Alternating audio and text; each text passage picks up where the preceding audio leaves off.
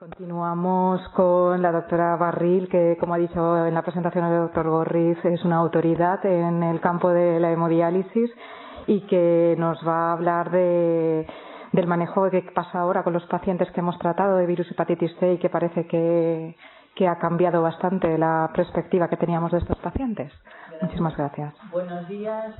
Ante todo, dar las gracias por invitarme para estar aquí, a los organizadores, y siento no poder estar como me hubiera gustado todo el día con vosotros, pero no tengo más remedio que volver a Madrid. Realmente podría decir que el virus C con los nuevos fármacos antivirales de acción directa está solucionado, que para los pacientes que tienen hepatopatía empieza a ser o ha dejado de ser un problema mayor y es un problema menor, pero vamos a ver un poquito cómo está el panorama y qué nuevos retos, que es lo más importante, tenemos en los pacientes con enfermedad renal crónica y fundamentalmente en diálisis. Es un poquito un índice, vamos a hablar un poco cuál es la prevalencia e incidencia a día de hoy en los pacientes, la importancia de la infección, y me vais a permitir que empecé a trabajar en esto en el año 91, un poquito un paso de cómo estábamos, el camino lo hemos seguido todos juntos y cómo estamos a día de hoy. Esta es la prevalencia a día de hoy según el DOPS, termina en el 16, que justo fue cuando entraron los antivirales a acción directa, pero mirar cómo en general ha ido bajando. En Europa vamos bajando la prevalencia y solamente realmente Turquía ha subido un poquillo. Realmente en cuanto a la incidencia, claramente hemos disminuido. Realmente ya estamos tratando antes de entrar en diálisis y la incidencia también es menor, pero mirar como no todos los países son iguales, y en Pakistán está publicado un estudio que ha sido en el año 2019, reúnen los datos del 16 al 17 y allí encuentran, por supuesto, por el acceso vascular, número de sesiones de diálisis, reuso de dializadores que todavía existe, y presencia de transfusiones, así como las famosas precauciones universales que no se cumplen siempre, queda un 53,37 de seroconversión en los primeros 12 meses en pacientes incidentes. Luego diferentes según países en el momento actual, la prevalencia, la incidencia y la accesibilidad al tratamiento según los recursos. ¿Qué importancia tiene la enfermedad renal? Pues también Nature ha publicado en el año 2019 la importancia del virus C, dando no solamente con la importancia que tiene como infección, sino también que puede tener unos trastornos neurocognitivos debidos a inflamación crónica, favorece la insulinoresistencia y diabetes, riesgo cardiovascular y tumores extrahepáticos. Por otra parte, aparece ya como un factor de predisposición de progresión a enfermedad renal, glomerulonefritis membranoproliferativa y luego otros trastornos a nivel hepático y por linfotropismo, crioglobulinemia, vasculitis y linfoma no-Hodgkin. Realmente, en el 2016, Annette Bruffield empieza a hablar de la realidad. Los pacientes en hemodiálisis con virus C se mueren más, y eso lo hemos visto, y realmente lo que se ve es que una hepatopatía crónica empeora el pronóstico, 1,35 de aumento por todas las causas, 1,26 cardiovascular y un 3,82 por causa hepática. Luego cuando tenemos un paciente, ya sea con enfermedad renal crónica o en diálisis, está predisponiendo a morbimortalidad. Y este efecto adverso lo daba por una inflamación asociada a la infección y acumulativo al riesgo cardiovascular de enfermedad renal crónica, que como todos sabéis va unido, más la hepatopatía C. Pero realmente todo está cambiando, la infección es frecuente en ERCA y más en hemodiálisis, o era, vamos a decir así antes. Factor de riesgo, ya hablan de progresión y riesgo cardiovascular, y la evolución, eso es muy importante, métodos de screening. Nos hemos concienciado más de las precauciones universales y hemos utilizado en todas las unidades ya menos transfusiones con los derivados de la eritropoyetina o los biosimilares y ha disminuido la prevalencia en los pacientes.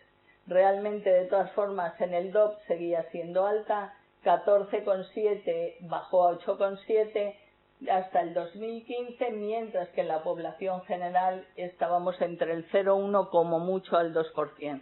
O sea que aunque hemos bajado sigue siendo alta. Y es importante que en lista de espera oscilan tanto como esto me llama mucho la atención, 0% en China y un 11% en Francia después de los nuevos, hasta que llegaron los nuevos fármacos de acción directa. ¿Qué se recomienda? Pues tratar anteriormente siempre con prioridad en diálisis y fundamentalmente aquellos que ya tienen fibrosis o crioglobulinemia. Y los pacientes realmente que se han tratado se ha visto que empieza a haber menor progresión de la enfermedad renal. O sea que aparte de quitar el virus C, contribuiría en muchos casos a frenar un poquito la progresión de la enfermedad renal. Esto está publicado en el 2018. ¿Qué nos pasa con la mortalidad? Pues otro estudio en el que también nos decía, aquí teníamos 1,05 a 1,2 y hepática un 5,9.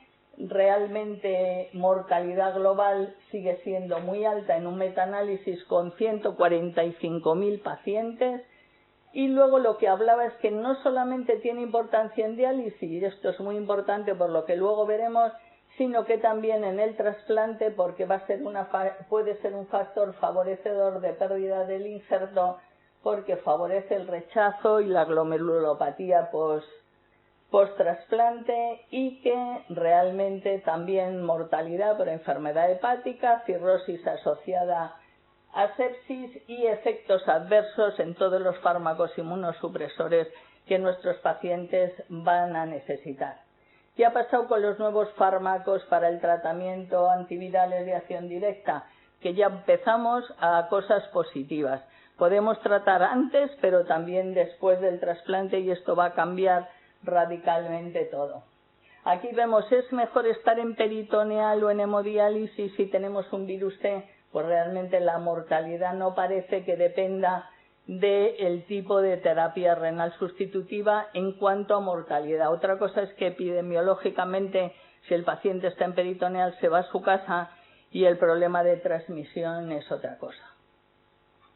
En contraposición con esto, todos los estudios del HGF de Teresa Rampino, que parece que la hemodiálisis estimula la producción de HGF a lo largo de la sesión y que eso podría favorecer una mejor evolución de la hepatopatía, que en este momento que estamos tratando probablemente empieza también a perder todo el efecto, toda la importancia que tenía antes.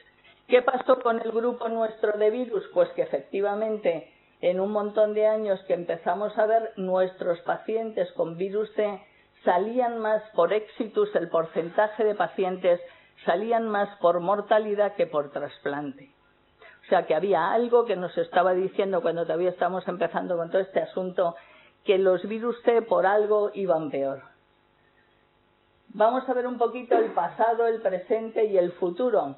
Pues de alguna forma en el pasado tenemos una elevada prevalencia con un efecto centro, había centros que tenían más y otros menos, marcadores de infección menos fiables, menos conocimiento, empezamos y eso sí que evolucionamos un poco conociendo entre todos el problema y menos concienciación porque de repente nos vino encima cuando todavía no pensábamos que el problema podía ser tan serio. Más posibilidad de transmisión, somos nosotros los que transmitimos, nosotros, el personal sanitario, fundamentalmente enfermería, porque son los que están más en contacto con la sangre de los pacientes.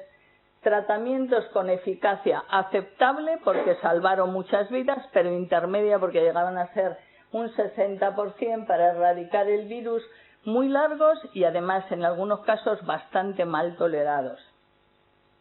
Y luego, muy importante, imposibilidad de tratar después del trasplante, con lo cual limitaba en un momento determinado las cosas.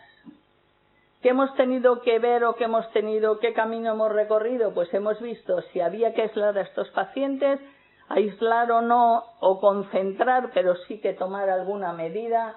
Vimos la especial importancia en nuestros pacientes. Vimos si todos los virus hepatotropos había que aislarlos o no, y en este momento hemos dejado el C y estamos cogiendo algunos factores del B. La vía de transmisión, si era igual en hemodiálisis que en DP, clarísimamente no. Los virus se transmitían a través de las membranas, no las membranas, era el monitor. Hemos ido teniendo que ir solucionando una serie de cosas y realmente la vía de transmisión ya sabemos que es nosocomial, que es horizontal y que las máquinas realmente no transmiten nada, pero eso lo hemos tenido que aprender. Hay dos vertientes, una la de la hepatopatía en nuestros pacientes, pero algo muy importante que es epidemiológico y es el problema de la transmisión dentro de las unidades, que en este momento casi todos sitios vamos a unidades cero y que poco a poco lo vamos solucionando con respecto al virus C. Pasa la membrana, pues no, lo que tenemos muchas veces son pequeños restos que no parecen infectivos. Si llevamos a una técnica domiciliaria, quitamos el problema epidemiológico, es real.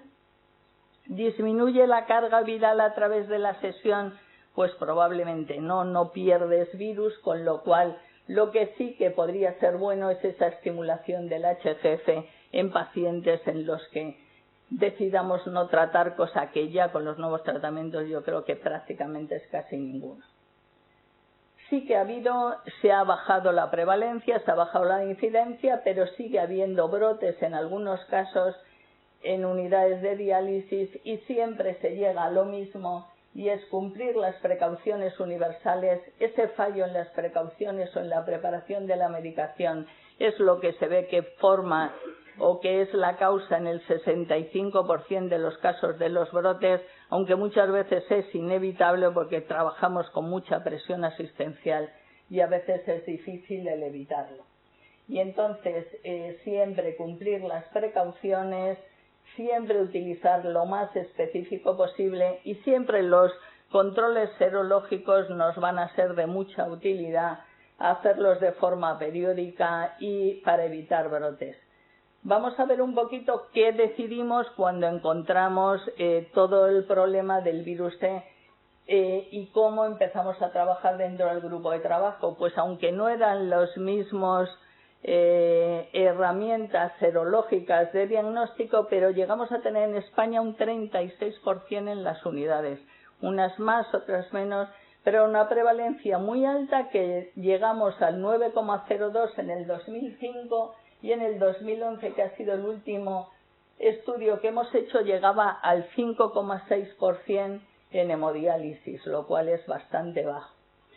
¿Cómo lo hicimos? Pues como sabíamos, dijimos, pues vamos a intentar aislar una enfermedad infectiva, si aislamos mejor.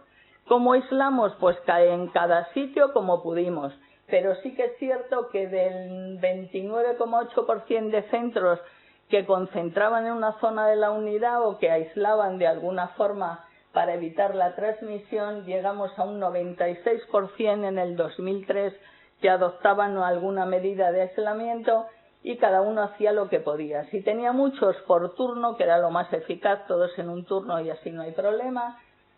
Una unidad solo para los pacientes, que fue pocos, pero que muchos, si había mucha prevalencia, también fue una forma de hacerlo. Probablemente, digo, a día de hoy no es lo más sensato en el sentido de que no es necesario, pero sí que es verdad que fue muy eficaz. Y luego el personal, que era lo más importante que podía transmitir, no dependía de nosotros, dependía de los gerentes y de los hospitales, con lo cual solamente llegamos a un 14, un 15% de unidades en los que esos pacientes estaban solamente con monitores especiales.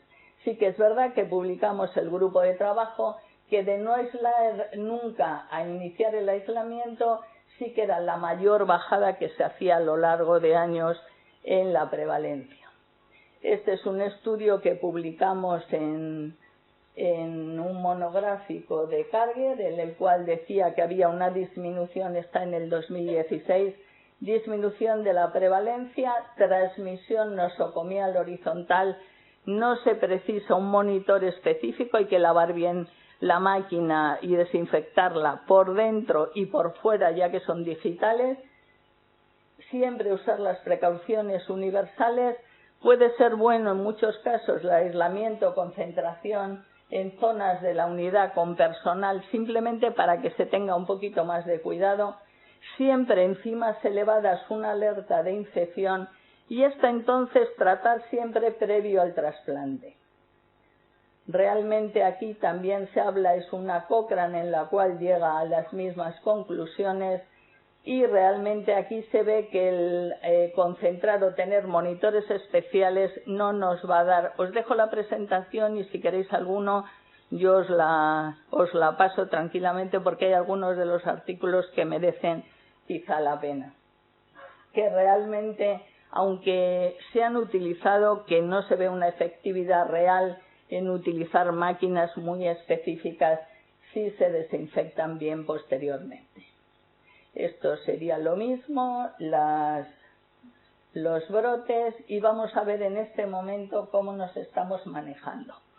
Esta es la evolución de los tratamientos para la hepatitis C y aparece la revolución, empieza en el año 2011 y posteriormente en el 2016 ya es la época en la que aparecen los pangenotípicos.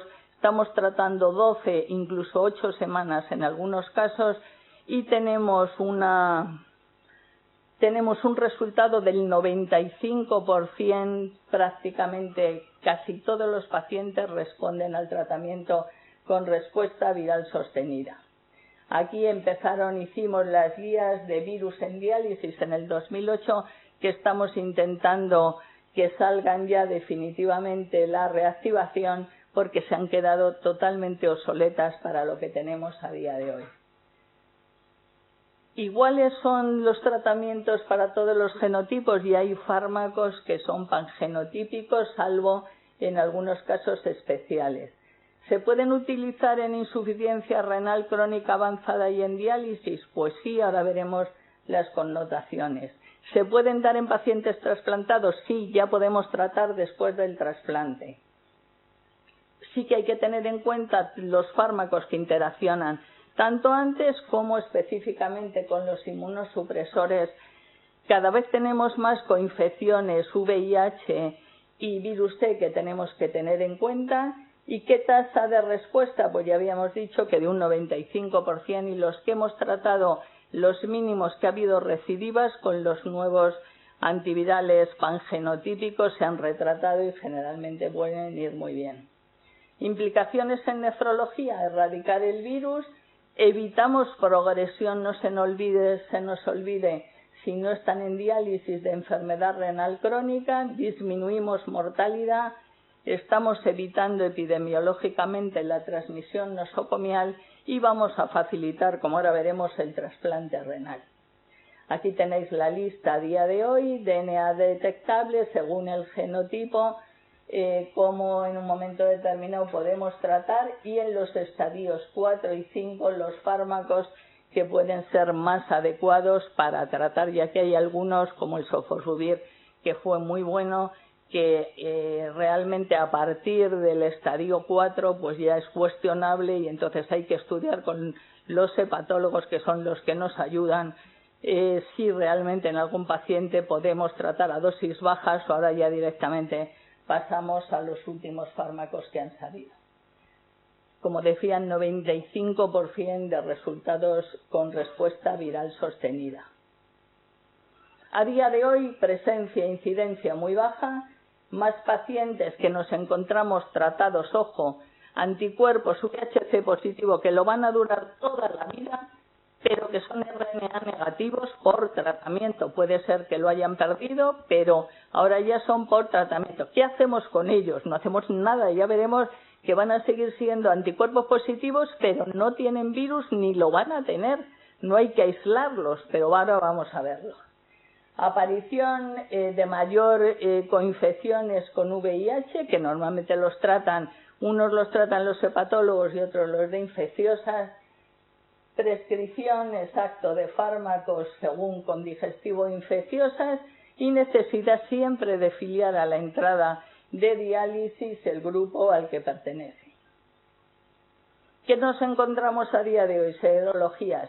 Negativo, negativo, negativo que puede ser con anticuerpos positivos, negativo con o sin tratamiento, o los que tienen RNA positivo, que a día de hoy son candidatos a tratar. Yo creo que ya se están tratando prácticamente todos y vamos hacia unidades de diálisis cero para evitar el riesgo de transmisión. Teníamos un paciente con 81 años que no se iba a trasplantar, pero dado que es inocuo el tratamiento, que los costos han bajado y que no le estábamos produciendo ningún perjuicio al enfermo, decidimos con los de digestivo tratarle 8 semanas, no ha tenido ninguna complicación, lo ha tolerado perfecto y a día de hoy tenemos unidad cero. Y luego, junto con VIH, que con la terapia targa, ahí en algún caso dan el fármaco que creen más adecuado para que los de infecciosas, para que no haya interferencias. Entonces, ¿tenemos que prevenir y hacer vigilancia? Pues lo mismo que hemos dicho con todo, pero con una actitud mucho más positiva, mucho más tranquilos y pensando que las cosas están bastante solucionadas. Eso no tiene que decir que descuidemos la práctica en los inyectables, que aprendimos a que la EPO no la poníamos ya subcutánea, sino intravenosa, para que no hubiera riesgo de pinchazos o de contaminación, y que siempre que nos pinchemos con algún paciente, que todavía hay y que podemos, o que no conozcamos la serología y sea positivo, que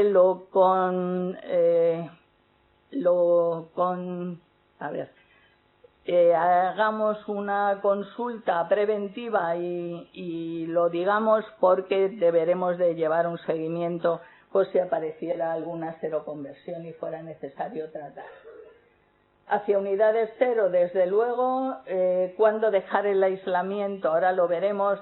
Sacamos unas recomendaciones en las que se decía, a ver, a las 12 semanas, cuando se trataba 12 semanas, ya los de digestivo dicen ya no va a volver a aparecer. El grupo que estábamos renovando y actualizando las guías, dijimos vamos a esperar otras 12 semanas más, simplemente por cautela. En este momento, que a veces se tratan 8, probablemente yo creo que 12 semanas, hace un año que salieron un poquito más esas recomendaciones, probablemente ya las 12 semanas se podría sacar. Tratar antes o después del trasplante es otro problema que vamos a ver ahora un poquito. ¿Dónde se meten estos pacientes cuando se van de vacaciones? Yo creo que se les debe de considerar negativos, no hay una obligación de aislar legalmente, con lo cual donde hay que meterles es en la unidad de donde estén los negativos y punto, ¿no? Yo creo, a ver, está claro, pero luego no es tan fácil cuando tenemos que rellenar la hojita. Y consideraciones especiales, si están tratados, ojo, y tienen anticore positivo. ¿Por qué? Porque se ha visto que en algunos casos el C estaba frenando el B, y cuando tratas el C puede aparecer el B, como ahora veremos en una de los casos que se han publicado. Hicimos una encuesta hace aproximadamente un año en la Comunidad de Madrid para ver qué habíamos hecho y qué estábamos haciendo.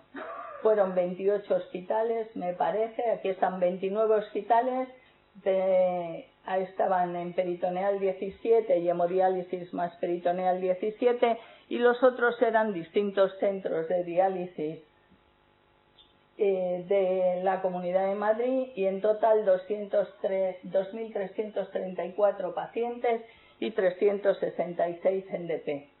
La prevalencia, como decíamos, era muy bajita, siempre ha sido más baja en DP y era superponible a la que estamos viendo y la que estaba publicada en el año 2012, un pelín mayor.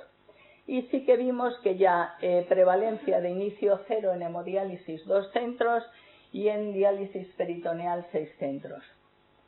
Preguntábamos qué era lo que habíamos hecho o qué estábamos haciendo antes de los nuevos fármacos. Entonces, realmente todos tomábamos alguna medida, una unidad exclusiva para VHC positivo, 12 centros de los 20 y tantos. Ha habido mucho problema y luego cuando se ha demostrado que probablemente podían estar en la unidad, como también las precauciones universales, es muy difícil que se cumplan siempre. Ha habido centros que han preferido seguir con ellos aislados.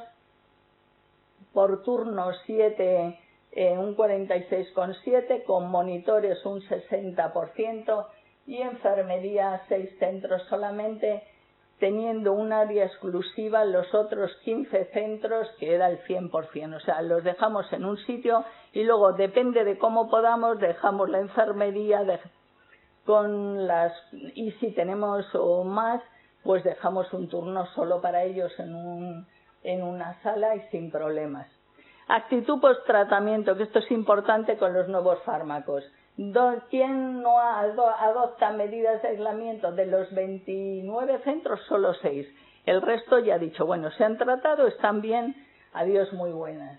¿Dónde los metemos? ¿Los ponemos intercalados o no? Pues mirar, como el 74% sí, pero los otros decían mejor en una zona donde los controlamos mejor, que también es lógico, y había un centro que a estas preguntas no contestaba. En una unidad exclusiva, pues había algunos cuando empezaron y no se sabía qué hago esos 6 meses, que les voy a tener esos 3 o esos 6. Lo más fácil, si tengo sitio, los meto aparte y veo qué pasa. Entonces, los que tenían alguna unidad especial de antes, pues tomaron una unidad intermedia, lo cual era muy prudente, pero podía ser de locos ir subdividiéndolo todo. Ahora prácticamente sería diferente si lo hiciéramos a día de hoy, pero yo cuento un poquito cómo hemos ido razonando las cosas.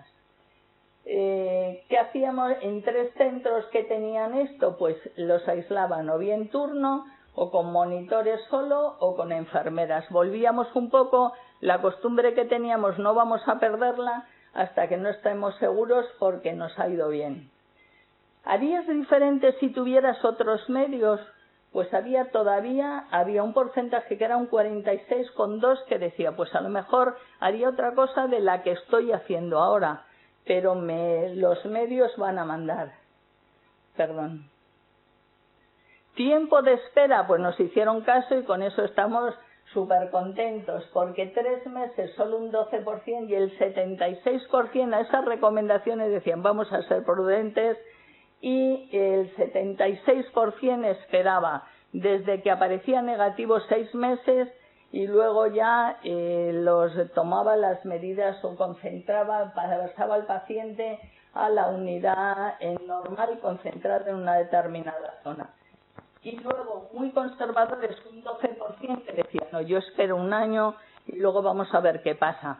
Cuando ocurre y hay que tomar una decisión drástica de este tipo, posesión de la verdad no tenemos nadie, con lo cual unos son más conservadores, otros damos una idea que nos parece lógica, pero no tenemos una unidad a la hora de actuar. Muchas veces la unidad de criterios no es tan grande. Y la última pregunta, y era muy importante, es ¿trasplantaría un receptor negativo con un donante VHC positivo para tratar después del trasplante? Pues de todos los centros, solamente 2 centros en Madrid decían que sí admitirían eso.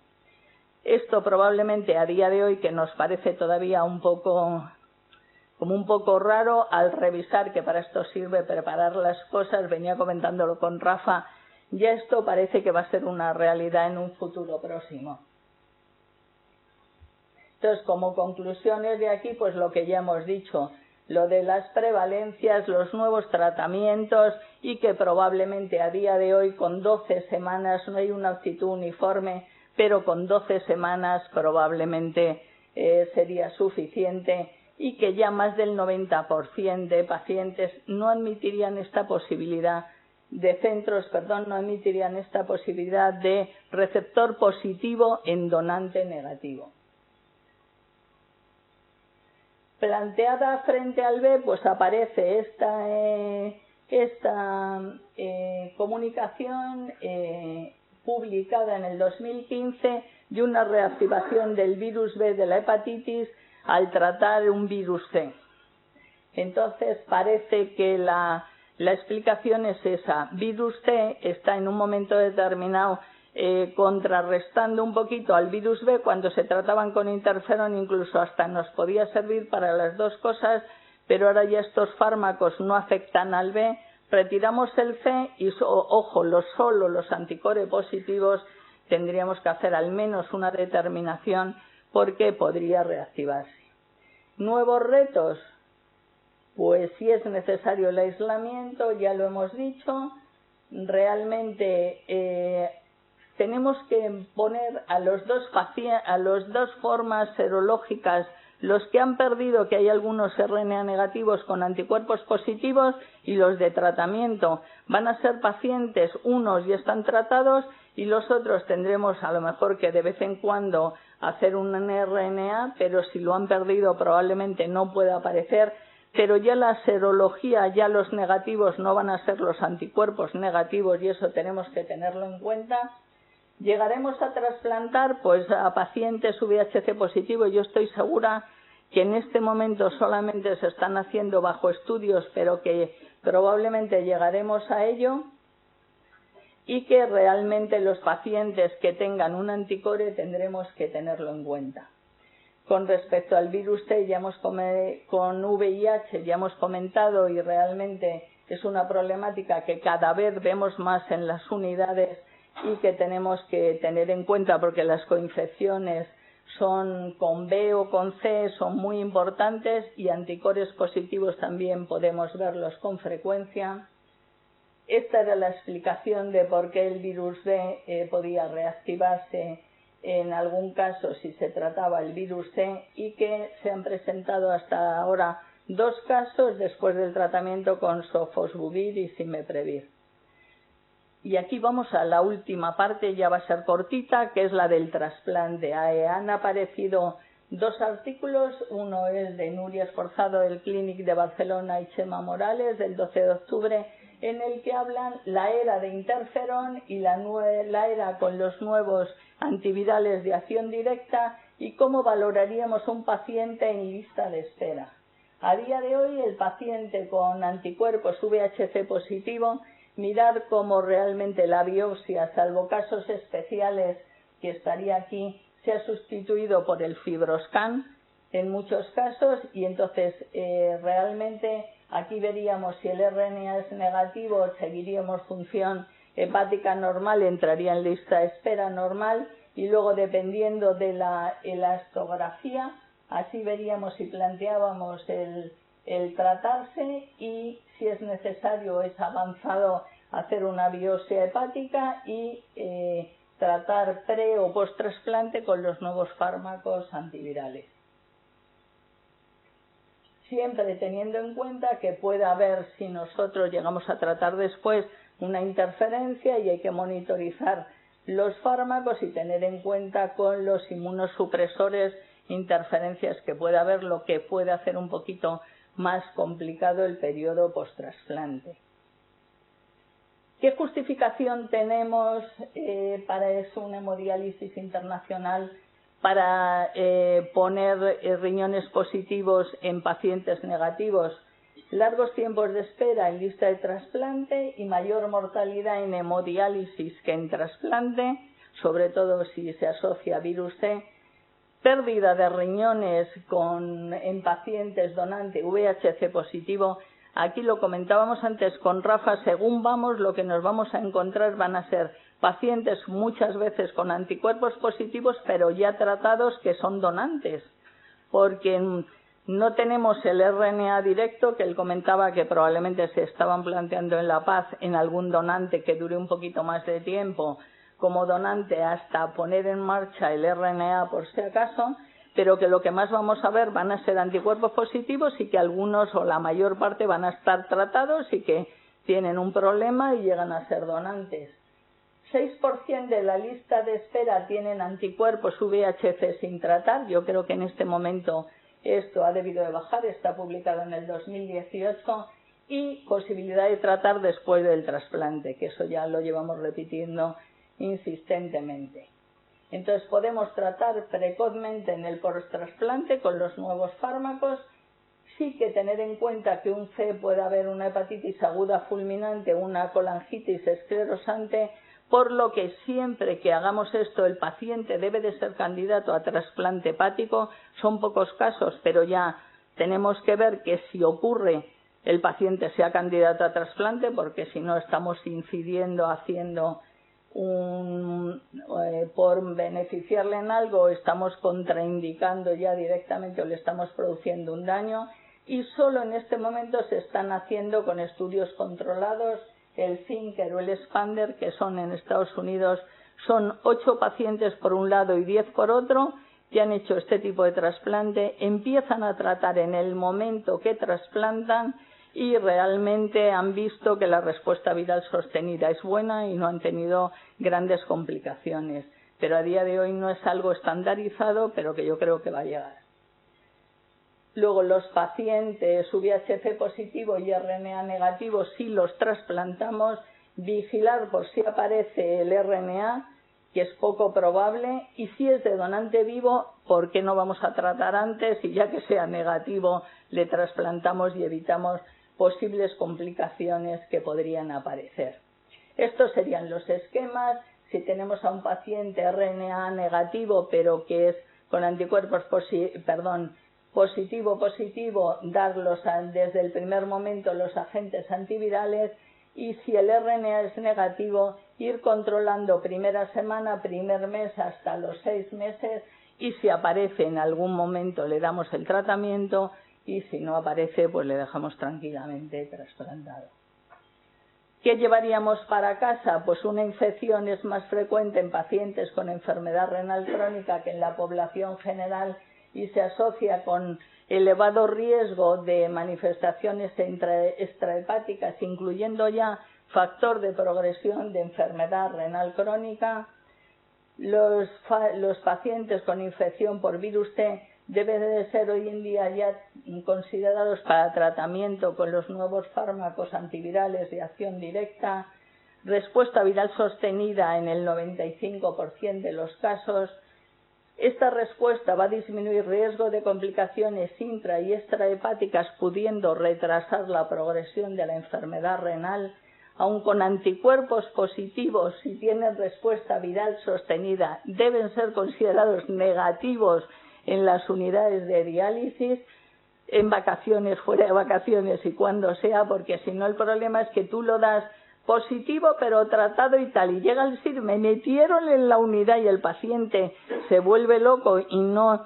Yo creo que es que ha sido un problema serio en un pasado y todavía nos queda el acostumbrarnos a ver si ya somos capaces de ponernos de acuerdo del todo y sacamos las nuevas guías, por lo menos para que tengamos algo para dónde agarrarnos, porque si es verdad que cuando se han mandado en vacaciones han dicho, pues si no está publicado yo meto a mis enfermos donde quiero, pues vale.